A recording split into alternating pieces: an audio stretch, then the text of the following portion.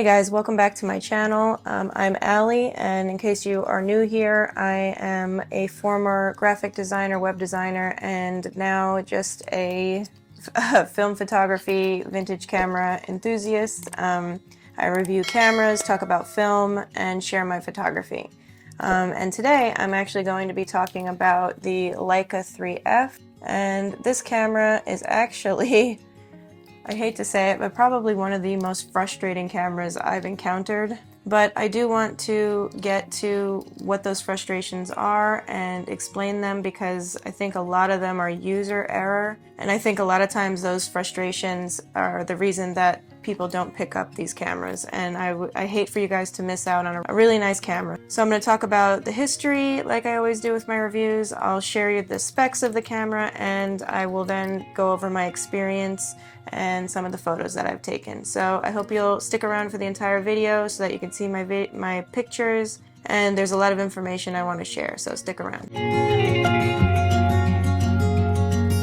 So these cameras are well known as the Barnack Leicas, and that is because the creator of them is Oscar Barnack. He was actually an engineer at Leicas, and I'm sorry if I'm mispronouncing any of these names, but he started out in the motion picture department for Leicas, and he actually created the first 35mm camera. And what I really like about Barnack's story is that he had debilitating asthma, and because of the asthma, he couldn't carry around the really large plate cameras and just really large cameras at the time. So he solved it himself and created a small, lightweight camera, not this one in particular, but he created a small, lightweight camera that he could actually use. And I love that because as someone who is dealing with a lot of issues, health issues and debilitating things, you kind of have to work with what you have, and you kind of have to be creative to be able to do what you want to do. And I really like that he did that. And in doing so, he created the 35mm camera that we know today. So to keep the camera small, he created the horizontal shutter, which allowed for the 24x36 frame size, and that we know today for 35mm film, and that's the 2:3 ratio that we know for 4x6 photos. And with this new creation by Barnack, Leicas and Barnack created the Leica, which is the LEI from Leicas mixed with camera together. The LEI and CA from camera is Leica, which I thought was kind of cool. And by 1925, with this new invention from Barnack and the Leica name and the new horizontal shutter and all of these awesome innovations, they came out with their first 35mm camera. Fast forward to 1935 and you've got the Leica II, and then fast forward to 1935 and you've got all the way down to the Leica 3G, and this department is the most profitable department in Leicas in the New York building. So that's pretty cool. In that span of time of 10 years to go from releasing their first camera to becoming so profitable and successful with a creation created by Barnack. This particular camera, the Leica IIIF, was released in 1950. They made the announcement during Christmas time. And brand new, it was $3,500, which is actually pretty expensive for a camera back then. Today I think it's like $60, but back then that was pretty expensive. But even so, it was still so popular and so exciting when it came out that it was on back order for several years. Kind of like, I guess, like a Fujifilm X100V type of release, how that was on back order for so long. And over the years there were several versions, the black dial version, the red dial version. I have the red dial version, and that just means that the numbers around the flash synchronization were red, and the F in 3F actually stands for flash, because this version of the Leica 3 actually had flash synchronization at all speeds with bulbs. And with electronic flash, it's 1/50th of a second. Previous models, it was only 1/30th.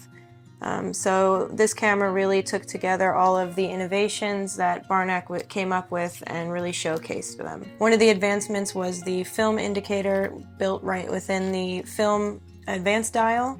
When you pull up on the knob and turn it, it can be changed from red or black, and that tells you whether or not you have color film in your camera or black and white film, and that served as a reminder. And that leads me to the specs of the camera. This is a rangefinder camera with a magnification of 1.5, which is actually the strongest magnification of any of the Leicas, which the highest in the M system is, I think, is 0.91, and that's with the M3. On the top left, you have the rewind knob that rewinds your film when you're done. Around that is a lever that helps you dial in the focus of your viewfinder, which is really nice. So if you're like me and you have glasses and really bad eyesight, this can help you to be able to see better with the viewfinder, which actually is a big help because these viewfinders are tiny. That would be one of the downfalls that I'll get into later, but as with all tension shutters, you want to make sure that you rewind your film or you advance your film before you before you change your shutter speed, because you can ruin the tensioning in the shutter. And shutter speeds include bulb as well as timed down here with the slow speeds. They also include 1 second all the way up to 1/1000th of a second, which is actually really nice on an older camera to have up to 1/1000th of a second. And the slow speeds are on a separate dial down here. So when you want to use the slow speeds, you have to set your shutter speed dial to 1/25th and then start using those speeds down there. The lens mount is a Leica screw mount, which gives you access to a ton of different lenses, including the Canon LTM lenses and even Soviet screw mount lenses that they have out there. So I want to talk a little bit about the lenses that I'm using. I only have one Leica lens actually that I bought with this camera, and that is the Sumitar 5cm f2, and it's actually a really nice lens, and it retracts and comes out when you're going to use it and retracts to make it even more compact, which makes this camera nice and compact and small, which I really like, and that's why I bought this particular lens, to keep with the I don't know, can't come up with another word other than compactness, but it keeps with the tininess of the camera. The other lenses I have are that I already had because I already own the Canon 7. As you can see on this one, I have the Canon LTM 35mm lens f2.8, which is a really nice, really small lens, and that pairs really well with this camera as well. And then I also use this big one, the Canon LTM lens, which is like a thread mount. 50mm f1.4. This guy's a little bit bigger, or a lot bigger, and heavy. So I don't use this one as much on my Leica IIIF because I like to keep it small.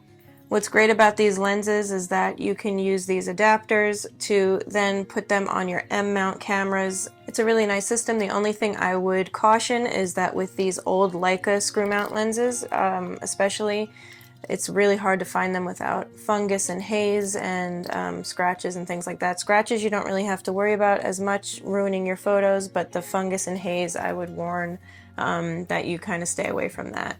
You can also purchase external viewfinders for these cameras, which is good and comes in handy because, like I said, the viewfinders are tiny. So you can get this turret looking thing, looks like a big gun turret, and you can put this on your cold shoe mount up here and use it. This one in particular, I can't think of the name of what this is called at the moment, but this includes the frame lines for 35mm all the way up to 135, so that's actually really good. You could use this for all of your lenses and then not have to deal with the small viewfinder. You would only have to look at the rangefinder viewfinder, which is tiny, but you can compose with this, which is really nice. So speaking of the accessories, I wanted to take a second to talk about this company. I'm probably going to butcher the name, I'm so sorry, but it's Ausgegnips. It's a German company that does 3D printing for accessories and all kinds of things for your camera that you may have thought you'd never be able to find replacements for, which is pretty cool. They reached out to me last year to ask if I'd like to try some of their accessories. And when I found out about their take-up spool that they have for The Leica IIIF in particular that Mike Ekman tried out and Johnny Martyr, two good friends of mine, they tried them out. They said that they actually really enjoyed using them because it helped them to load the camera, which is a big issue with this camera that I'll get to later. And I thought, oh, this will help me pick up the camera more and use the Leica IIIF more if I can learn to load the camera quicker using this tool.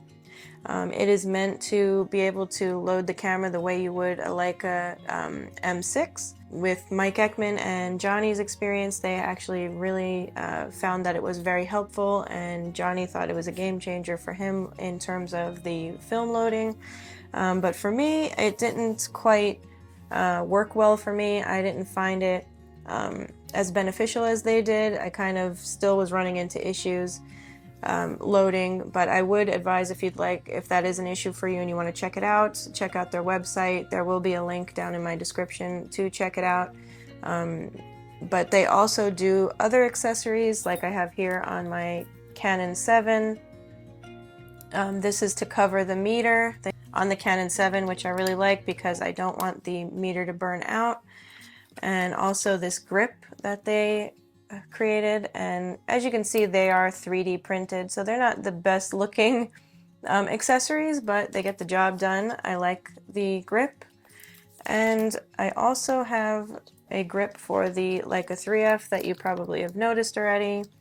And again, it's a 3D printed accessory, so that's either not going to be your thing, or if you don't care, then I recommend it because it actually really works. It's really nice to put on the camera and be able to grip it and hold it a lot better than without it. So if you want to check them out, their link is down below. I wasn't paid by them to do this. They just sent me the accessories and asked if I could give my honest opinion on it. And those three things that I personally used, I would highly recommend. But yeah, so let's get back to the review. So what are some of the frustrations that I ran into that you might have heard about already that might be keeping you from using one of these cameras or using the IIIF in particular? That might be slowing you down when you use this camera. What can you expect if you buy a Leica IIIF? So I would definitely say that this camera is not for fast photography. It's not for sports. I would not say using it for, any kind of sports or things that you need to quickly take a shot and get to the next shot over and over again. I would definitely not recommend this camera because it takes several seconds between each shot to wind your film and go to the next shot. Also, the tiny viewfinders, having to look in one viewfinder, whether it's external or here, having to look in a viewfinder to focus and then another one to compose, that's going to slow you down. And the biggest issue that you are going to run into with this camera is loading the film. And one of the solutions would be, like I mentioned, the quick loader, if you want to try that from that company. Or there's so many companies that sell these film leader trimmers. You're going to want to trim your film leader, the leader on your film, the end part. You're going to want to cut your film leader to be at least 4 inches. You're basically cutting off the bottom sprocket holes from your film leader so that they don't get stuck when you slide the film down into the camera. I've experienced many times when I was too impatient and didn't want to cut my film and tried to just load it without cutting it. The bottom part of the film will get snagged in the shutter of the camera, and you risk pieces of it breaking off into your shutter, which I'm guilty of, or just not loading correctly, and your film will just never wind on, and you could go about your business thinking you loaded your film properly and go all day winding your camera and never actually have advanced a frame. So you do have to take the time to cut your film, which you'll get the hang of after a while. I've gotten the hang of it without using the mask, but you can buy these masks. That company I mentioned earlier actually sells them, as well as this company, Photon Box, photonbox.com. I bought this from them, and you can use this to cut your film leader. And I keep it in this little Ziploc, and you can just keep this with you with a tiny little scissor in it, Or you could just cut your film in advance, and that's the biggest thing I would recommend, is just cut your film in advance. So that would be the biggest downfall of this camera. That's the biggest reason I have been so hesitant to pick it up. But I will say that since doing this review and since trying out that quick film loader and just being forced to have to practice and forced to use film with this camera, it's gotten a lot easier, and I've actually found myself wanting to use it a lot more because of the pros, you know, versus the cons. And that the biggest pro for me is the size. How small this camera is, how compact it is, and the fact that you can take a tiny rangefinder like this and swap out really nice lenses with it is a huge pro for me, and it outweighs the cons because I don't own any other camera that has the ability to do that. And another note, and from my experience, is definitely get this camera CLA'd. If you want to buy one, if you're looking to buy one, find out if it's been CLA'd, which is clean lube adjusted. You want one that's been professionally CLA'd before you buy it, because in my experience, I've been through many of these cameras. I've had to replace them, even buying them from reputable stores, because they were not CLA'd. I ended up buying one from eBay from somebody who actually did a CLA on it, and that was the only camera that I ended up being able to keep and didn't have any issues with. So my final thoughts on this camera would be that while I've had a rocky relationship with it, if you've been following me, I've written several articles. I would highly recommend it, and I would highly recommend that you take the time to I printed out the manual, but look at this thing. I would highly recommend that you take the time. You don't have to read this whole thing, but take the time to learn how to use this camera. I mean, any camera you have, that's obvious, but take the time to learn how to use it before you write it off. Take the time to cut your film and get the hang of loading it, because I really believe that it is a very good camera. The pros really outweigh the cons. So let me know in the comments, do you own a Leica IIIF or a Barnack Leica? Have you had bad experiences with it? Just let me know what you think. Are you going to get one? As always, I ask that you please, if you've made it this far, thank you so much. You're awesome. Please, if you enjoyed the video, hit the thumbs up, hit the subscribe. And if you want to support the channel, I have a link down in my description to be able to buy my zines or contribute if you would like to. So either way, thank you for watching, and until next time, stay motivated and keep shooting.